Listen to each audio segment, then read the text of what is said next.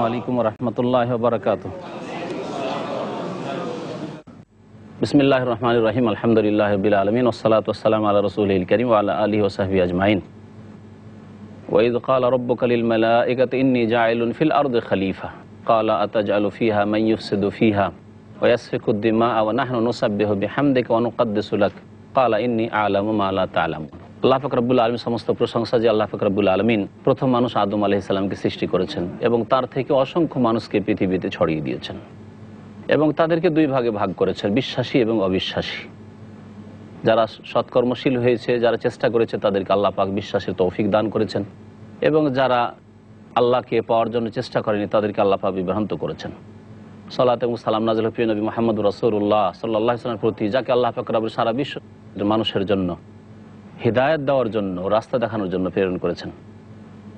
আজকে তাফসীর শুরু করব এমন একটি আয়াত থেকে, সূরা বাকারার যে আয়াত থেকে আল্লাহ পাক রব্বুল আলামিন আদম আলাইহিস সালামের সৃষ্টির কথা শুরু করেছেন এবং তাকে সৃষ্টি করে আল্লাহ পাক কীভাবে সম্মানিত করলেন, সেজদা করতে বললেন ফেরেশতাগণকে, তাকে এইসব ঘটনা আল্লাহ পাক এখানে বর্ণনা করেছেন। মহান আল্লাহ ইরশাদ করেছেন, ওয়া ইয ক্বালা রাব্বুকা লিল মালাইকাতি ইন্নী জাইলুন ফিল আরদি খলিফা।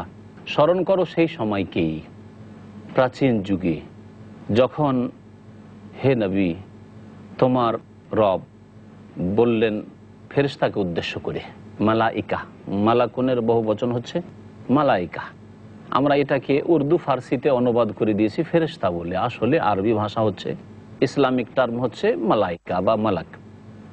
মালাইকাগণকে আল্লাহ পাক রব্বুল আলামিন বললেন, ইন্নী জাইলুন ফিল আরদি খলিফা, আমি পৃথিবীতে একজন স্থলাভিষিক্ত সৃষ্টি করব। খলিফা মানে হচ্ছে স্থলাভিষিক্ত, এই জমিনের দেখাশোনা করবে, এই জমিনের স্থলাভিষিক্ত হবে, এই জমিনকে আবাদ করবে, এমন একজনকে আমি সৃষ্টি করব। আল্লাহ পাক রব্বুল আলামিন এই কথা ব্যক্ত করলেন, পরামর্শ চাননি। কারণ আমাদের দেশের অনেক বক্তারাই বলে থাকে যে আল্লাহ পাক ফেরেশতাদের সাথে পরামর্শ করলেন, আল্লাহ পাকের পরামর্শের আবার সৃষ্টির সাথে প্রয়োজন কি? এটি ভুল কথা।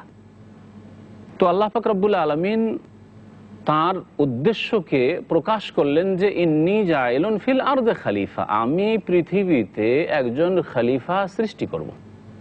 আল্লাহ পাক খলিফা বলেছেন, কার খলিফাই কথা বলেননি।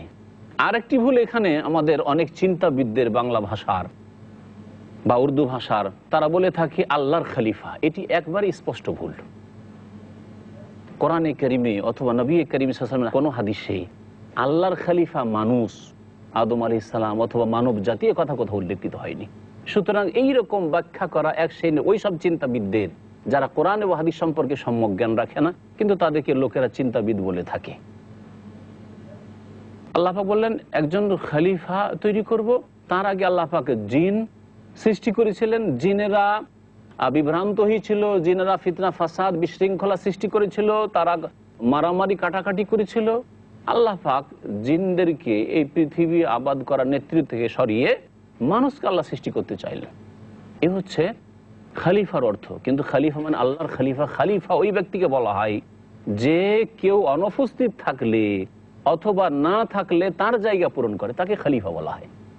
যেমন রাসূলুল্লাহ সাল্লাল্লাহু আলাইহি ওয়াসাল্লামের ইন্তেকাল হয়ে গেল, তখন প্রথম খলিফা হইলেন এই উম্মতের আবু বকর সিদ্দিক রাদিয়াল্লাহু তাআলা। এখন নবী সাল্লাল্লাহু আলাইহি ওয়াসাল্লাম নেই আমাদের মাঝে, সেই জন্য আবু বকর খলিফা রাদিয়াল্লাহু আনহু। আবু বকর রাদিয়াল্লাহু তাআলা আনহুর যখন ইন্তেকাল হয়ে গেল, তখন খলিফা হলেন ওমর ইবনে খাত্তাব রাদিয়াল্লাহু তাআলা আনহু। তাহলে আগের যার খলিফা হয়েছেন তিনি মওজুদ নন, তিনি অনুপস্থিত, সেই জন্য খলিফার প্রয়োজন। আর আল্লাহ পাক রব্বুল আলামিন গায়েব নন। কোরআনে কারীমের একটি আয়াতে আছে, আল্লাহ পাক বলছেন ওমা কুন্না গায়েবিন, আমি অনুপস্থিত নই, আমি গায়েব নই। তাহলে আল্লাহর খলিফা বলে কি করে এই ব্যাখ্যা করা হয়, যেটি ভুল ব্যাখ্যা। তখন ফেরেশতারা বললেন, কালু আতাজআলু ফিহা মান ইউফসিদু ফিহা ওয়া ইয়াসফিকুদ দিমা, হে আল্লাহ, আপনি এমন ব্যক্তিকে সৃষ্টি করবেন যে তার সন্তান সন্ততিরা এমন সৃষ্টি করবেন যারা কি করবে, মান ইউফসিদু ফিহা, এই পৃথিবীতে বিপর্যয় সৃষ্টি করবে, বিশৃঙ্খলা সৃষ্টি করবে, ওয়া ইয়াসফিকুদ দিমা, রক্ত প্রবাহিত করবে, মারামারি করবে, খুন করবে। ওয়া নাহনু নুসাব্বিহু বিহামদিক, আল্লাহ তোমার ইবাদত বন্দেগী, তোমার আকাঙ্ক্ষা আমরা তো করছি, আর আমরা ফেরেশতারা নুসাব্বিহু বিহামদিকা, আপনার প্রশংসার সাথে সাথে তাসবিহ করছি, পবিত্রতা ঘোষণা করছি, ওয়া নুকাদ্দিসু লাক, এবং আপনার মহিমা গাইছি, পবিত্রতা পেশ করছি। আল্লাহ পাক জবাবে বললেন, ইন্নী আ'লামু মা লা তা'লামুন। আল্লাহ পাক বলছেন, ক্বালা ইন্নী আ'লামু মা লা তা'লামুন, আমি যা জানি তোমরা জানো না, সেসব রহস্যের কথা জানো না। ফেরেশতাদেরকে আল্লাহ সৃষ্টি করেছেন শুধু ভালো গুণ দিয়ে, সুতরাং তাদের দ্বারা মন্দ হওয়ার প্রশ্নে ওঠে না, তাদের দ্বারা গুনাহ পাপ হওয়ার প্রশ্নে ওঠে না। মানুষের মধ্যে আল্লাহ দুটো শক্তি দিয়েছেন, একটি হচ্ছে ফেরেশতা চরিত্রের শক্তি, ফেরেশতার মতো ভালো শক্তি, আর একটি হচ্ছে পাশবিক শক্তি, শয়তানি শক্তি। এই দুই শক্তির একজন মানুষের মধ্যে দ্বন্দ্ব চলে। প্রত্যেক মানুষের মধ্যে এই দুই শক্তি আছে। ভালো মানুষ হলেও তার মধ্যে এই দুটি শক্তি আছে, আর খারাপ মানুষ হলেও তার মধ্যে এই দুটি শক্তি আছে। আল্লাহ পাক এখানে পরীক্ষা করবেন যে তুমি তোমার ফেরেশতাগত শক্তিটিকে শক্তিশালী করছো না ওই পাশবিক শক্তি বা শয়তানি শক্তিকে তুমি শক্তিশালী করছো। আল্লাহ পাক আদেশ করেছেন, আল্লাহ পাক আল কোরআন নাজিল করেছেন, আল্লাহ পাক আসমানি কিতাব নাজিল করেছেন, আল্লাহ পাক নবী রাসূলগণকে প্রেরণ করেছেন, যাতে আমরা আমাদের মধ্যে যে ভালো শক্তি লুকায়িত আছে সেটাকে শক্তিশালী করি, সেটাকে এগিয়ে নিয়ে যাওয়ার চেষ্টা করি। আর আমাদের মধ্যে যে খারাপ গুণগুলি আছে, হিংসা, বিদ্বেষ, শত্রুতা, কলহ বিবাদ করা, রাগান্বিত হয়ে যাওয়া, উত্তেজিত হয়ে যাওয়া, এরকমই পাপের কামনা বাসনা, এইসব যে খারাপ দিকগুলি রয়েছে সেটাকে দমন করতে হবে। এটি হচ্ছে আল্লাহ পাকের ইবাদত। আল্লাহ পাক এই পরীক্ষা মানুষকে দিয়ে করতে চেয়েছেন, যে এই পরীক্ষা ফেরেশতাদেরকে দিয়ে হতো না। যদিও সর্বদাই ফেরেশতারা তাসবিহ করতে থাকেন, সর্বদাই আল্লাহ পাকের প্রশংসা করতে থাকেন, আল্লাহ পাকের মোটেই নাফরমানি করেন না, কিন্তু তাদের মধ্যে খারাপ গুণ তো নেই। তাহলে পৃথিবীতে ভালো মন্দ না থাকলে তো ভালোটার গুণ বোঝা যেত না। যদি আল্লাহ মন্দ সৃষ্টি না করতেন পৃথিবীতে, তা ভালোর বৈশিষ্ট্য, ভালোর গুণ আমরা উপলব্ধি করতে পারতাম না।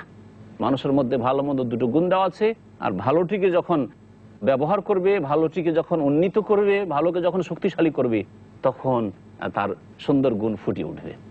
আল্লাহ বললেন যে আমি এমন কিছু জানি যা তোমরা জানো না। তারপরে আল্লাহ পাক রব্বুল আলামিন আদম আলাইহিস সালামকে সৃষ্টি করলেন, আত্মা দান করলেন। সৃষ্টি করার পরে তাকে দুনিয়ার বিভিন্ন জিনিসের নাম জানতে হবে। আমরা জন্মসূত্রে ধীরে ধীরে বড় হয়েছি, অনেক কিছুর নাম জেনেছি। কিছু মায়ের কাছ থেকে শিখেছি যখনই মুখ ফুটেছে, কিছু বাবার কাছ থেকে শিখেছি, কিছু ভাই বোনদের কাছ থেকে শিখেছি, কিছু আত্মীয় স্বজনের কাছ থেকে শিখেছি, কিছু দেশ বিদেশে ঘোরাফেরার মাধ্যমে নাম শিখেছি, তাই না? কিন্তু প্রথম মানুষ যাকে আল্লাহ পাক রব্বুল আলামিন সৃষ্টি করলেন, তিনি কেমন করে জানবেন যেটা আম গাছ, এটা লিচু গাছ, এটা হচ্ছে নারিকেল গাছ, এটা হচ্ছে অমুক, এটাকে এই বলে, এটাকে সেই বলে, কেমন করে তিনি জানবেন? এটার নাম ছাগল, এটার নাম গরু, এটা ঘোড়া, এটা খচ্চর, এটা গাধা, কি করে জানবেন? শিক্ষার প্রয়োজন। আল্লাহ বলছেন ওয়াল্লামা আদম আল আসমা কুল্লাহা, আদম আলাইহিস সালামকে আল্লাহ পাক রব্বুল আলামিন সমস্ত নাম শিখিয়ে দিলেন। সবকিছুর নাম পৃথিবীতে যা কিছু আশেপাশে আছে শিখিয়ে দিলেন, যে এটাকে এই বলা হয়, সেটাকে এই বলা হয়, এইভাবে আল্লাহ পাক শিখিয়ে দিলেন। সুম্মা আরাযাহুম আলাল মালাইকা, তারপরে তাদেরকে আল্লাহ পাক পেশ করলেন ফেরেশতাদের উপরে, যেগুলির নাম বলো তো।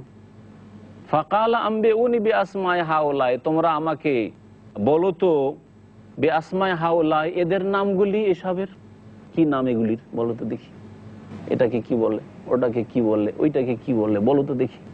ফেরেশতাদেরকে আল্লাহ পাক জিজ্ঞাসা করলেন, ইন কুনতুম সাদিকিন, যদি তোমরা সত্যবাদী হও যে তোমরা শ্রেষ্ঠ আর তোমাদের সৃষ্টি যথেষ্ট, আদম আলাইহিস সালামকে সৃষ্টি করার প্রয়োজন বা কি, এই কথায় যদি সত্যবাদী হও তোমরা আর তোমাদের কথায় যুক্তিযুক্ত থাকে, তাহলে বলো এগুলোর নাম। কালু সুবহানাকা, ফেরেশতাগণ বললেন সুবহানাকা, আল্লাহ তোমার পবিত্রতা ঘোষণা করি, লা ইলমা লানা ইল্লা মা আল্লামতানা, তুমি যা শিখিয়েছো তাছাড়া আমাদের কোনো জ্ঞান নেই, যতটা জানি ততটাই না, এর বেশি আর কি করে বলবো, এগুলোর নাম তো আমরা জানি না। ইন্নাকা আনতাল আলিমুল হাকিম, হে আল্লাহ তুমি নিঃসন্দেহে সবকিছুই জানো এবং তুমি প্রজ্ঞাময়, সবকিছুর হিকমত তোমার কাছে রয়েছে। কালা ইয়া আদম, তখন আল্লাহ পাক আদম আলাইহিস সালামকে বললেন আম্বিহুম বিআসমাইহিম, এই ফেরেশতাদেরকে এই নামগুলি শিখিয়ে দাও, সেগুলির তো নাম জানতে হবে। আল্লাহ বললেন যে এদেরকে আম্বিহুম বিআসমাইহিম, এই ফেরেশতাদেরকে এসব নাম শিখিয়ে দাও। ফালাম্বা আম্বা আহুম বিআসমাইহিম, যখন তাদেরকে এসব নাম শিখিয়ে দিলেন, কালা আলাম আকুল লাকুম ইন্নী আ'লামু গায়বাস সামাওয়াতি ওয়াল আরদ ওয়া আ'লামু মা তুবদুনা ওয়া মা কুনতুম তাকতুমুন, তখন আল্লাহ বললেন যে তোমাদেরকে কি বলিনি যে ইন্নী আ'লামু গায়বাস সামাওয়াতি ওয়াল আরদ, আসমানে এবং জমিনে যে অদৃশ্য রয়েছে, যেগুলো চোখের সামনে আসে না তোমাদের, সেগুলি সমস্ত সম্পর্কে আমি সম্যক জ্ঞানী, সবকিছু জানি। ও আলামা তুবদুনা, এবং তোমরা যা প্রকাশ করো তাও জানি, অমা কুনতুম তাকতুমুন, আর যেসব গোপনে রাখো লুকিয়ে রাখো তাও আমি জানি। তারপর আল্লাহ পাক রব্বুল আলামিন বলছেন যে আদম আলাইহিস সালামকে সৃষ্টি করে আমি ফেরেশতাদেরকে সেজদার আদেশ করলাম। ওয়াইয কুলনা লিল মালাইকাতি ইসজুদু লি আদম, স্মরণ করো সেই সময়কালকে যখন আমি ফেরেশতাগণকে বললাম উসজুদু লি আদম, আদমকে তোমরা সেজদা করো। আদমকে আল্লাহ সেজদা করতে বললেন। আদম মানুষ না? মানুষকে সেজদা করা জায়েজ? মানুষকে সেজদা করা শিরক। কখন শিরক হবে? যদি আল্লাহ শিরক বলেন। আর যদি আল্লাহ সিজদা করতে বলেন তাহলে সেটা ইবাদত হবে না? হ্যাঁ। তো আদম আলাইহিস সালামকে সেজদা করার জন্য আদেশ করলেন ফেরেশতাদেরকে। যখন আল্লাহ পাকের আদেশ তখন হইল, তখন সেটি ছিল ইবাদত। আর আমাদেরকে আদম আলাইহিস সালামের পরে মানব জাতিকে আল্লাহ পাক বলেছেন যে লা তাসজুদু লিশ-শামসি ওয়ালা লিল কামার, সূর্যকে সেজদা করিও না, চন্দ্রকে সেজদা করিও না, ওয়াসজুদু লিল্লাহিল্লাযী খালাকাহুন, সেই সত্তাকে, সেই জাতকে সেজদা করো যিনি এসবকে সৃষ্টি করেছেন, অর্থাৎ একমাত্র আল্লাহকে সৃষ্টি করো। সুতরাং আমাদের জন্য জায়েজ নয়। আদম আলাইহিস সালামের জামানার দিনে অনেক কিছু জায়েজ ছিল যা আজকে জায়েজ নয়। আদম আলাইহিস সালামের ছেলে মেয়েরা জোড়া জোড়া হইতো, ভাই বোনের বিবাহ শাদী জায়েজ ছিল। আজকে কি জায়েজ আছে যে ভাই বোনকে বিয়ে করবে আপন বোনকে, বোন আপন ভাইকে বিয়ে করবে? জায়েজ না হারাম? তার চাইতে বড় হারাম হচ্ছে শিরক হারাম। সবচেয়ে বড় হারাম হচ্ছে শিরক, আল্লাহ পাক হারাম করেছেন। তাহলে তখন আল্লাহ পাকের আদেশ ছিল, সেজন্য সেটি ছিল ইবাদত ফেরেশতাদের। ইবলিসকে যে আদেশ করা হয়েছিল তাকে ইবাদতের আদেশ করা হয়েছিল। কিন্তু এখন যদি কেউ করে সেটা সবচেয়ে বড় অপরাধ হবে। ইন্না শিরকা লা যুলমুন আযীম, নিশ্চয়ই শিরক হচ্ছে সবচেয়ে বড় জুলুম। এর চাইতে বড় জুলম আর কিছু হয় না। ইবলিস সেজদা করলো না, আবার সে কি করলো? অস্বীকার করলো, আমি সেজদা করব না। ওয়াস্তাকবারা, এবং অহংকার করলো। মানুষকে অহংকার ধ্বংস করে। অহংকার হলেই অস্বীকার করে। যেই ব্যক্তি আল্লাহকে অস্বীকার করেছে তার অন্তর অহংকার আছে যে আমার আল্লাহর আবার প্রয়োজন কি, আল্লাহর প্রতি বিশ্বাসের আবার প্রয়োজন কি, আমি তো দেখি না প্রয়োজন, আমি খাচ্ছি দাচ্ছি ভালোই চলছি। এই ইবলিসকে ধ্বংস করেছে এই অহংকারে। এই জন্য অহংকার করা বড় কাবিরা গুনাহ। অহংকার করে সে অস্বীকার করলো এবং সে যুক্তি পেশ করেছিল, শয়তানি যুক্তি পেশ করেছিল। আনা খায়রুম মিনহু খালাকতানি মিন নারিন ওয়া খালাকতাহু মিন তিন, আমি আদম চাইতে শ্রেষ্ঠ, আমাকে আগুন দিয়ে সৃষ্টি করেছো আল্লাহ, আর তাকে মাটি দিয়ে সৃষ্টি করেছো। মাটি নিচের দিকে যায় আর আগুন জ্বলে উপর দিকে যায়, আমি ওকে কি করে সেজদা করতে পারি? আমি তার চাইতে শ্রেষ্ঠ। তাহলে যুক্তি দেখেন, উপর দিকে গেলেই আগুন জ্বলে শ্রেষ্ঠ হয়, এই যুক্তি অযুক্তি ছিল। আর মাটি নিচের দিকে আসলে সেটার মান মর্যাদা কম হয়ে যায়, সুতরাং তাকে সেজদা করা যাবে না। এই জন্য বাতিল কিয়াস, অর্থাৎ ইসলাম বিরোধী, কোরআন এবং হাদিস বিরোধী কেউ যদি যুক্তি পেশ করে একে ফাসেদ কিয়াস বা বাতিল কিয়াস বলা হয়। আউয়ালু মান কাসা ইবলিস, ইবলিস প্রথম বাতিল যুক্তি পেশ করেছিল। বাতিলপন্থীরা বাতিল যুক্তি পেশ করে থাকে। আপনাকে যুক্তি যখন পেশ করতে হবে চিন্তা করে পেশ করতে হবে, এটা আল্লাহ প্রদত্ত বিধানের বিরোধী তো নয়।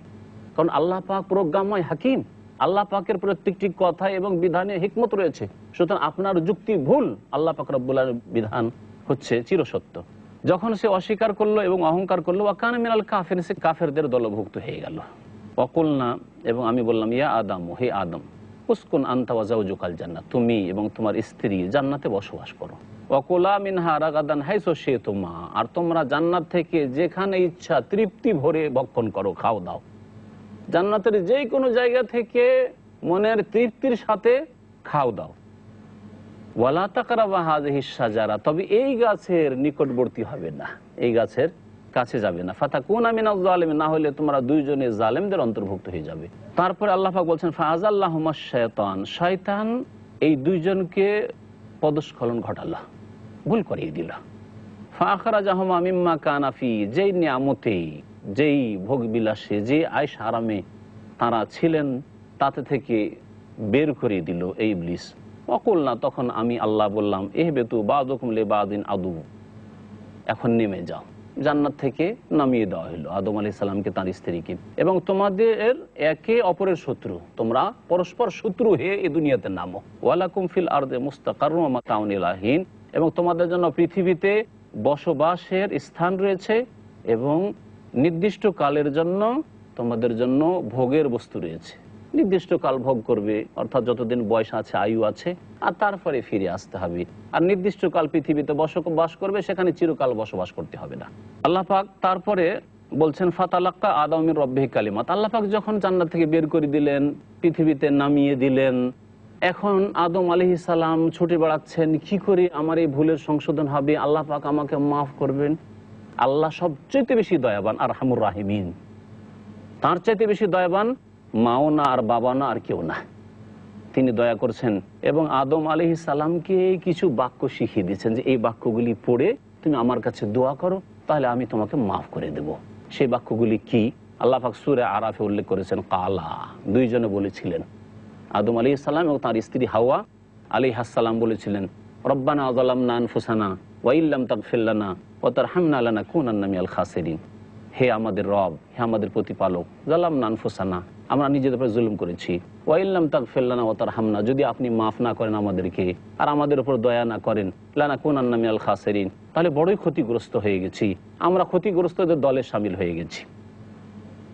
এই দোয়া করেছিলেন আদম আলাইহিস সালাম। কিন্তু এক শ্রেণীর বিদআতপন্থীরা কোরআনী দোয়াকে বাদ দিয়ে কোরআনী তথ্যকে অস্বীকার করে অথবা গোপনে রেখে তারা জাল কথা ছড়িয়ে বেড়ায়।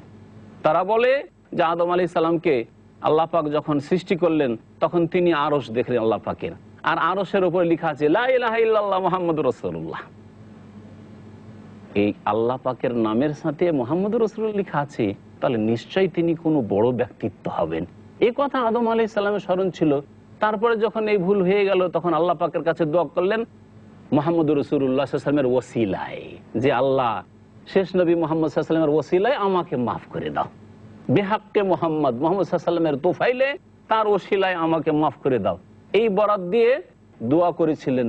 এই ওসিলার দোয়া শরীয়ত সম্মত নয় এবং এই হাদিসটি যেটি তারা বর্ণনা করে থাকে একেবারে জাল, মিথ্যা, বানাওয়াট আর কোরআন বিরোধী। কোরআনে আল্লাহ পাক আদম আলাইহিস সালামের দোয়ার কথা উল্লেখ করে দিয়েছেন, যা আপনাদের সামনে আমি পেশ করলাম। আল্লাহ পাক রব্বুনা বলছেন ফাতালাক্কা আদম মির রব্বিহি কালিমাত। আদম আলাইহিস সালাম তার রবের পক্ষ থেকে কিছু বাক্য শিখলেন, ফাতাবা আলাইহি, এবং আল্লাহ পাক তার তওবা কবুল করলেন। ইন্নাহু হুয়াত তাওয়াবুর রহিম, নিশ্চয়ই তিনি আল্লাহ তওবা গ্রহণকারী এবং অতি দয়াবান। কুল্না হাবিতু মিনহা জামিয়ান, আল্লাহ পাক বললেন যে তোমরা সকলেই পৃথিবীতে নেমে যাও, দুনিয়াতে নেমে যাও। ফাইম্মা ইয়াতিয়ান্নাকুম মিন্নি হুদান, যদি তোমাদের কাছে আমার পক্ষ থেকে দিক নির্দেশনা আসে, হিদায়াতের কথা আসে, যখন সঠিক পথ দেখানো তোমাদেরকে হবে তখন তোমাদেরকে সঠিক পথ ধরতে হবে। ফামান তাবিয়া হুদায়া, সুতরাং সেই সময় যে আমার দিক নির্দেশনাকে ফলো করবে, যেই ব্যক্তি আমার হেদায়েতকে অনুসরণ করবে, ফালা খাউফুন আলাইহিম, তাদের কোনো ভয় নেই, ওয়ালা হুম ইয়াহজানুন, আর তারা দুঃখিত হবে না, চিন্তাশীল হবে না, কোনো চিন্তা করতে হবে না, আবার ফিরে আসবে জান্নাতে। আল্লাহ বললেন আমি শরীয়ত নাজিল করব, আমি জীবন বিধান নাজিল করব, তার যদি অনুসরণ করো, আমার এটি হচ্ছে হেদায়েত, তাহলে কি হবে? ফালা খাউফুন, কোনো ভয় করবে না আর কোনো চিন্তা করবে না, আবার জান্নাতে ফিরে আসবে। আল্লাহ পাক সহজ রাস্তা বলে দিয়েছেন। ওয়াল্লাযিনা কাফারু, পক্ষান্তরে যারা অস্বীকার করবে, মানবে না যারা, ওয়াকাযযাবু, এবং মিথ্যা প্রতিপন্ন করবে, বিআয়াতিনা, আমার আয়াতগুলিকে, অর্থাৎ আমার শরীয়তের বিধানাবলীকে এবং সৃষ্টিগত যেসব নিদর্শন আল্লাহ রেখেছেন, উলাইকা আসহাবুন নার, এরা হচ্ছে জাহান্নামের অধিবাসী, হুম ফিহা খালিদুন, সেখানে চিরকাল বসবাস করবে। আল্লাহ পাক রব্বুল আলামিন তারপরে বনি ইসরাইলদের কথা উল্লেখ করেছেন। ইয়াকুব আলাইহিস সালামের সম্প্রদায়কে বনি ইসরাইল বলা হয়। ইসরাইল উপাধি হচ্ছে ইয়াকুব আলাইহিস সালামের, আর ইসরাইলের অর্থ হয় আরবি ভাষা আব্দুল্লাহ। আমরা যেমন আব্দুল্লাহ নাম রাখি আল্লাহর বান্দা, ইসরাইল মানে হয় আল্লাহর বান্দা। তো আল্লাহ পাক তাদেরকে সম্বোধন করে বলছেন যে তোমাদের সাথে যেসব চুক্তি হয়েছে তা পূরণ করো। ইয়া বানি ইসরাইল, হে ইসরাইল গোত্রের লোকেরা, উযকুরু নি'মাতি আল্লাতী আন'আমতু আলাইকুম, সেসব নিয়ামতকে স্মরণ করো, আমার অনুগ্রহকে স্মরণ করো যা তোমাদের উপর আমি করেছি। ওয়া আউফু বিআহদি, আমার চুক্তিকে তোমরা পুরা করো, আমার সাথে যে প্রতিশ্রুতি করেছো তা পুরা করো। উফে বিআহদিকুম, তোমাদের চুক্তি পূরণ করব। ওয়া ইয়া ফারহাবুন, এবং একমাত্র আমাকে তোমরা ভয় করবে, আল্লাহ পাককে ভয় করবে। ওয়া আমিনু বিমা আনজালতু মুসাদ্দিকাল লিমা মাআকুম, আর তোমরা ঈমান নিয়ে আসো যে কিতাব আমি নাজিল করেছি তার প্রতি, অর্থাৎ আল কোরআনের প্রতি ঈমান নিয়ে আসো। আল্লাহ পাক রব্বুল তাহলে বনি ইসরাইলদেরকে, অর্থাৎ ইহুদি খ্রিস্টানদেরকে আল্লাহ পাক রব্বুল আলামিন সম্বোধন করে বলছেন যে তোমরা ঈমান নিয়ে আসো ওই কিতাবের প্রতি যা আমি নাযিল করেছি, মুসাদ্দিকাল লিমা মাআকুম, এবং এই কিতাব তোমাদের কাছে যে কিতাব রয়েছে সেই কিতাবের সত্যায়নকারী, সেই কিতাবের সমর্থন করে। তোমাদের কাছে তাওরাতে যেসব আসল কথা রয়েছে বিকৃত নয়, ইনজিলে যেসব সত্য কথা রয়েছে, আল্লাহ প্রদত্ত কথা রয়েছে বিকৃত নয়, সেগুলির সত্যায়ন করে কোরআনে কারীম। ওই বিধানগুলি কোরআনে কারীম আছে, যেমন তাওহীদ, আল্লাহর একত্ব, কোরআনে কারীমও আছে, তাওরাত ইনজিলে সত্যায়ন করলো।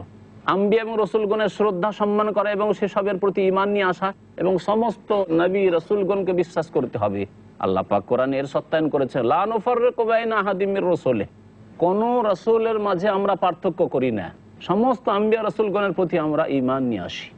এ হচ্ছে কোরআন আগের কিতাবগুলির যে সত্যায়নকারী এর একটা দিক।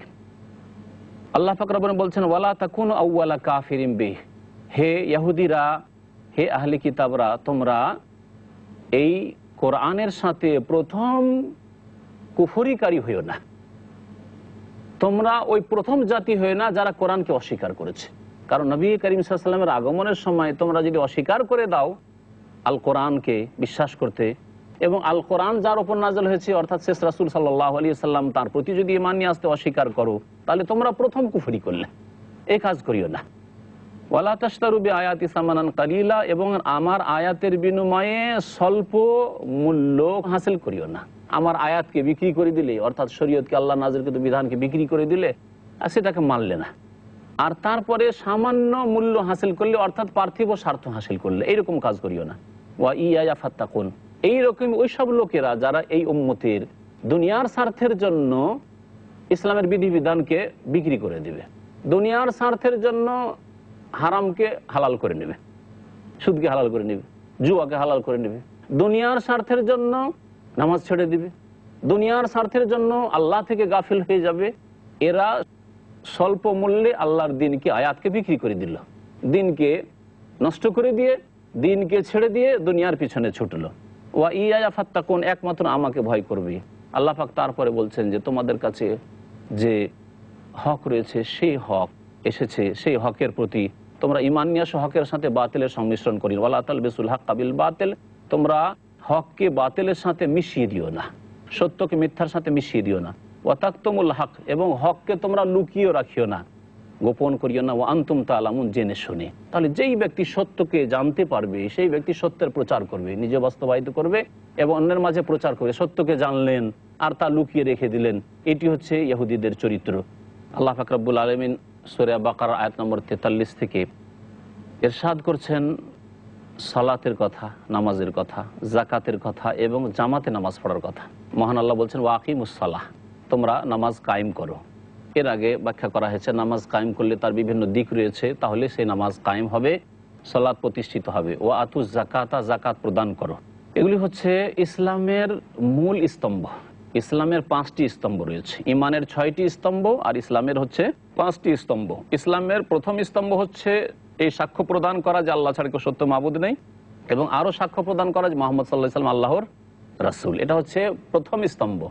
ইসলামে প্রবেশ করার জন্য প্রথমে এটা লাগবে, সাক্ষী দিতে হবে জবানে।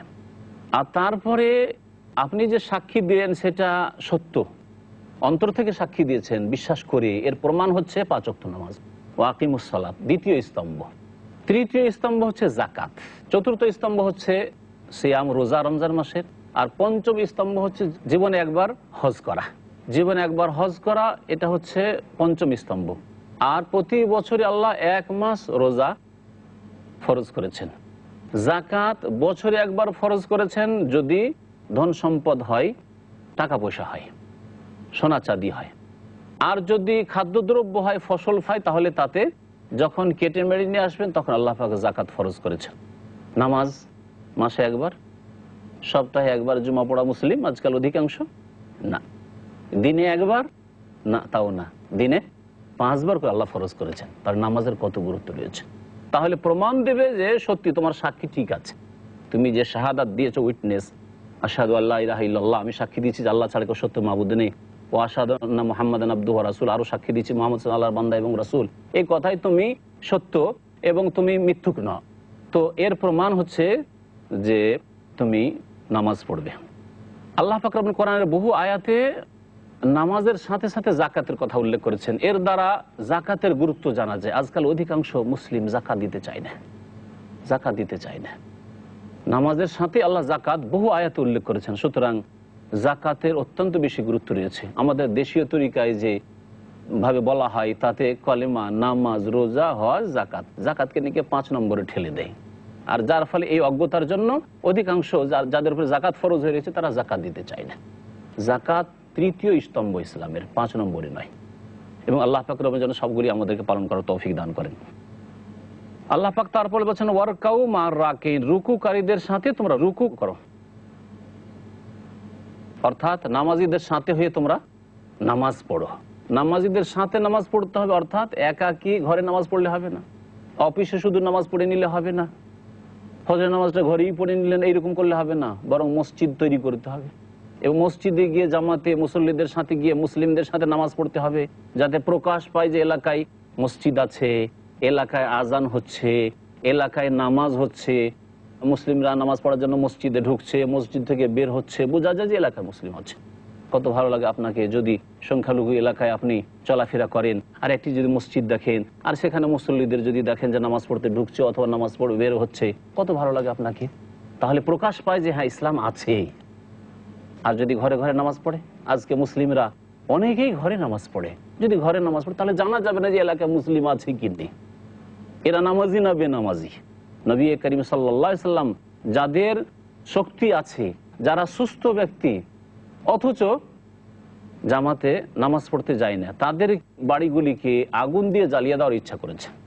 আল্লাহ পাক তারপরে বলছেন যে তোমরা ভালো কাজের আদেশ করলে নিজে ভালো কাজগুলি করবে, শুধু ভালো ভালো কথা বলবে আর ভালো কাজ করবে না, এমনটা করবে না। আতামুরুনা আন-নাসা বিল বিররি, তোমরা কি মানুষকে ভালো কাজের আদেশ করো, ওয়া তানসাউনা আনফুসাকুম, এবং তোমরা নিজেকে ভুলে যাও, আমলের ক্ষেত্রে নিজে ভুলে যাও। অনেক লোকেরা রয়েছে হয়তো বক্তা, বড় বড় কথা বলে, কিন্তু পারিবারিক অবস্থা দেখেন ইসলামিক পরিবার গঠন করে না, ছেলেদেরকে নামাজি করে না। হাজি রয়েছে, নিজে একা নামাজ পড়ে, ছেলে মেয়েরা একটা নামাজ পড়ে না, মহিলারা তাদের বাড়ির একটি পর্দা করে না। এইরকম করলে হবে না, নিজেদেরকে ভুলে যাবে না। মানুষকে তো ভালো কথা বলো সমাজে বসে, কিন্তু নিজের সংশোধন করো, নিজের পরিবারের সংশোধন করো না, এমন যেন না হয়। আতামুরুনা আন-নাসা বিল বির, তোমরা কি মানুষকে ভালো কাজের আদেশ করো আর নিজেদেরকে ভুলে যাও। ওয়া তানসাউনা আনফুসাকুম ওয়া আনতুম তাতলুনাল কিতাব, অথচ তোমরা কিতাব পড়ো, কিতাব তোমরা পাঠ করো, তোমাদের কিতাবের জ্ঞান রয়েছে। আমাদের ক্ষেত্রে বলছি, এছাড়াও ইহুদিদের ক্ষেত্রে আল্লাহ পাক বলেছেন, কারণ বনী ইসরাঈলদের আলোচনা চলছে যে তাদের এই স্বভাব ছিল, ভালো ভালো কথা বলে কিন্তু কাজের দিকে তারা কাজ করে না। আল্লাহ বলছেন তোমরা তো কিতাব পড়ো, তোমাদের তো কিতাবের জ্ঞান রয়েছে, আফালা তাকিলুন, তোমরা কি বোঝার চেষ্টা করো না।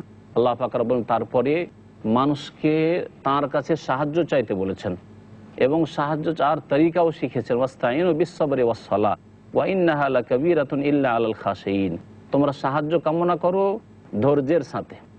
তাহলে সাহায্য যখন আল্লাহ পাকের কাছে চাইবেন, দোয়া করবেন ধৈর্য ধরে। ধৈর্য ধরা মানে আপনি তাড়াহুড়া করবেন না। ধৈর্য ধরা মানে আপনি একবার দুবার দোয়া করলেন, দেখলেন কিছু তো ফল পাওয়া যায় না, ছেড়ে দিলেন দোয়া, এমনটা করবেন না। নগদ নগদ চাইবেন এমন না, হতে পারে আল্লাহ পাক বিলম্ব করছেন, আল্লাহ পাক আপনাকে পরীক্ষা করছেন যে আপনি কতটা আপনি দিনের উপর অটল থাকছেন। সুতরাং আপনি আপনার কাজকে চালিয়ে যান, আপনার দোয়াকে চালিয়ে যান, আপনি আল্লাহর কাছে সাহায্য কামনা করতেই থাকেন। এ হচ্ছে ধৈর্য ধারণ করা। ওয়াসসালাত, এবং নামাজের সাথে, নামাজ পড়ে আল্লাহ পাকের ইবাদত বন্দেগী করে আল্লাহর কাছে দোয়া করেন। তার মানে এই না যে নামাজের পরে সালাম ফিরে মোনাজাত ধরেন, সম্মিলিত মোনাজাত, এটা অর্থ নাই। নামাজের মাধ্যমে আল্লাহর নৈকট্য লাভ করেন আর নৈকট্য লাভ করে আল্লাহ পাকের কাছে দোয়া করেন। নামাজের মধ্যেই দোয়া, সালাত দোয়া। নামাজের মধ্যে সবচাইতে ভালো ক্ষেত্র হচ্ছে দোয়া, আর নবী করিম সাল্লাল্লাহু আলাইহি ওয়াসাল্লাম বলেছেন সেজদার মধ্যে দোয়া। নামাজের মধ্যে আর একটি দোয়ার ক্ষেত্র হচ্ছে সালাম ফিরার আগে আত্তাহিয়াত এবং সালাতে ইব্রাহিমী দুরুদ পড়ার পরে, এই ক্ষেত্রটি হচ্ছে দোয়ার ক্ষেত্র। নবী করিম সাল্লাল্লাহু আলাইহি ওয়াসাল্লামের এই দুটি বিষয়ের ক্ষেত্রে বিশেষ হাদিস রয়েছে। নবী করিম সাল্লাল্লাহু আলাইহি ওয়াসাল্লাম বলছেন আকরাবু মা ইয়াকুনুল আবদু মির রাব্বিহি ওয়া হুয়া সাজিদ, বান্দা সবচাইতে নিকটবর্তী হয়ে যায় তার প্রতিপালকের যখন সেজদায় থাকে। তাহলে সেজদায় আপনি আল্লাহ পাকের সবচাইতে নিকটে হয়েছেন, তখন চাইবেন না আপনি, না দূর থেকে চাইবেন? সবচাইতে নিকটে যখন তখন চাইবেন। ফাজতাহিদু ফিদ দুআ, সুতরাং মেহনত করো, পরিশ্রম করো দোয়ায়। ফাকামিনুন আইয়ুস্তাজাবা লাকুম, আশা করা যায় যে তোমাদের দুআয় সেজদায় কবুল হবে। আরেকটি হাদিস আছে, যখন তোমার আত্তাহিয়াত পড়া হয়ে যাবে, দুরুদ পড়া হয়ে যাবে, ওয়ালিয়াতাখাইয়ার মিনাল মাসআলাতি আজাবাহু ইলাইহি, এখন যা ইচ্ছা তুমি আল্লাহর কাছে চাও। তাহলে এগুলি হচ্ছে দোয়ার ক্ষেত্র। আর নামাজের পরেও যদি কখনো দোয়া করতে হয়, তাও একাকী দোয়া করবেন।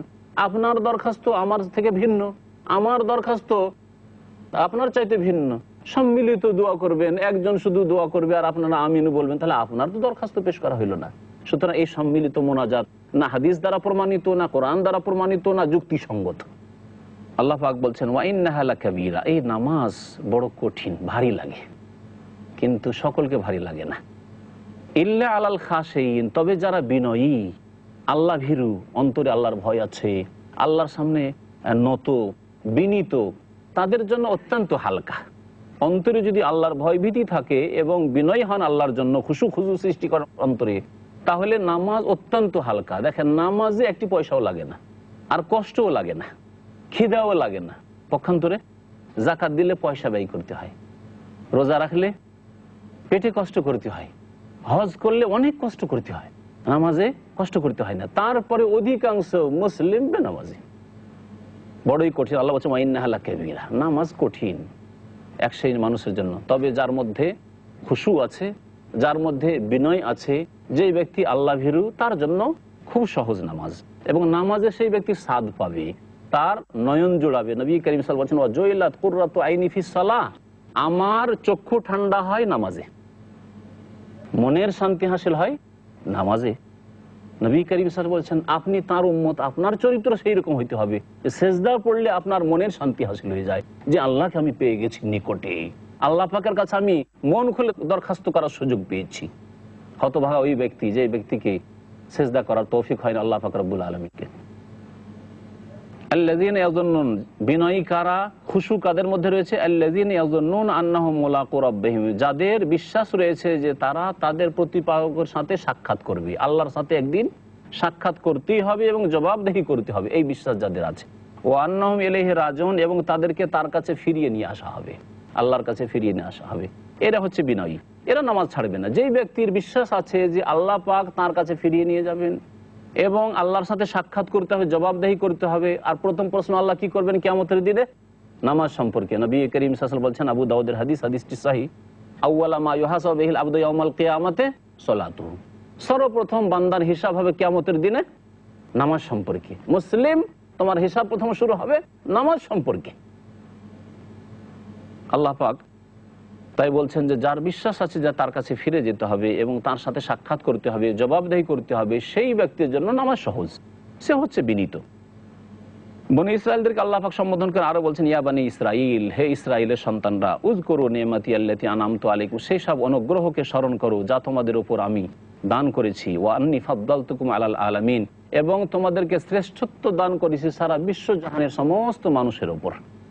অর্থাৎ সেই যুগের সমস্ত মানুষের উপর আল্লাহ পাক বনি ইসরাইলদেরকে শ্রেষ্ঠত্ব দান করেছিলেন।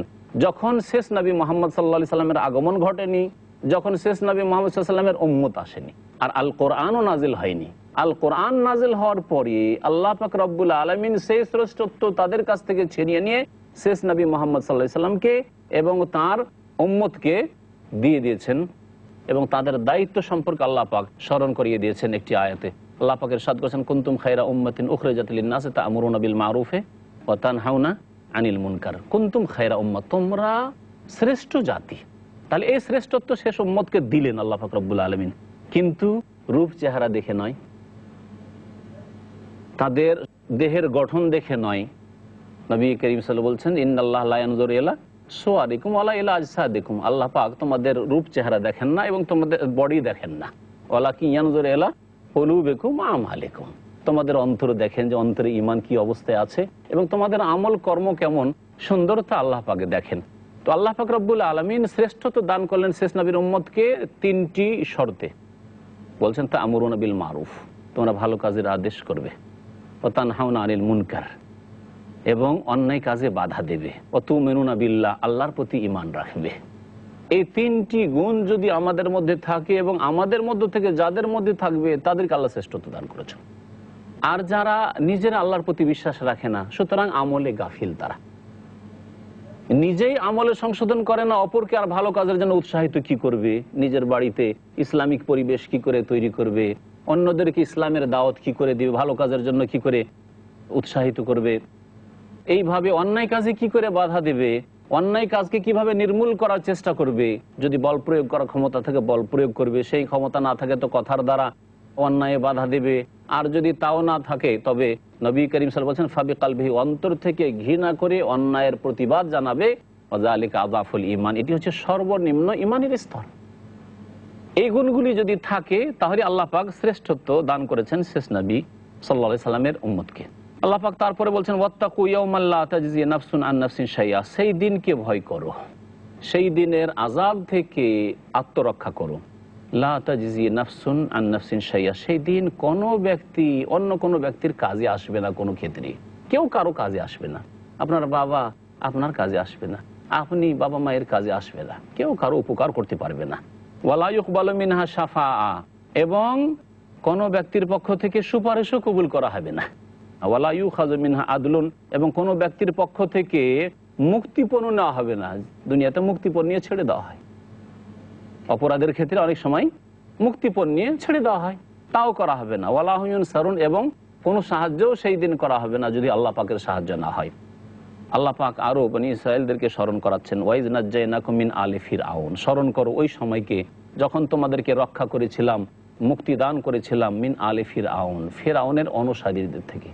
ফিরআউন এবং ফিরআউনের যে অনুসারী সেনাবাহিনী আর তার ভক্তরা ছিল, তাদের থেকে তোমাদেরকে মুক্তি দিয়েছিলাম। ইয়াসুমুনাকুম সুআল আযাব, তারা তোমাদেরকে কঠোর শাস্তি দিত, কঠোর শাস্তি দিত।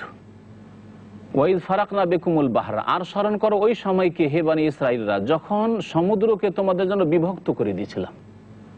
সমুদ্রকে আল্লাহ পাক বিভক্ত করেছিলেন ফিরআউনকে এবং তার সেনাবাহিনীকে, তার অনুসারীদেরকে ডুবিয়ে ধ্বংস করার জন্য।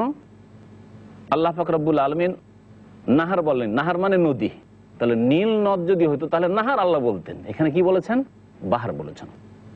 ফান যায়নাকুম, তোমাদেরকে মুক্তি দিলাম। ও আগরাকনা আলা ফিরআউন, ফিরআউনের অনুসারীদেরকে আমি ডুবিয়ে ধ্বংস করলাম। ও আনতুম তানজুরুন, আর তোমরা চাক্ষুষ দেখছিলে, যখন ডুবে তারা ধ্বংস হয় চোখের সামনে দেখছিলে। আল্লাহ পাক বলছেন ওয়াদনা মুসা আরবাইনা লাইলা, স্মরণ করো ওই সময়কে যখন মুসা আলাইহিস সালামের সাথে আমি প্রতিশ্রুতি করেছিলাম 40 রাতের, যে 40 দিনের জন্য আসো তুর পাহাড়ের কাছে, সেখানে আমি তোমাকে তাওরাত দেব।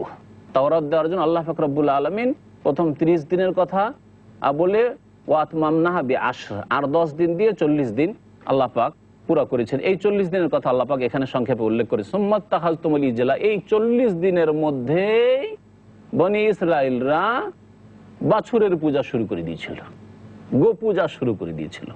আল্লাহ পাক বলছেন সুম্মাত্তাখাযতুল ইজলা, অতঃপর তোমরা তার চলে আসার পরে, আমার সাথে সাক্ষাতে মুসা আলাইহিস সালামের চলে আসার পরেই তোমরা এই গরুর কেন পূজা শুরু করে দিয়েছিলে?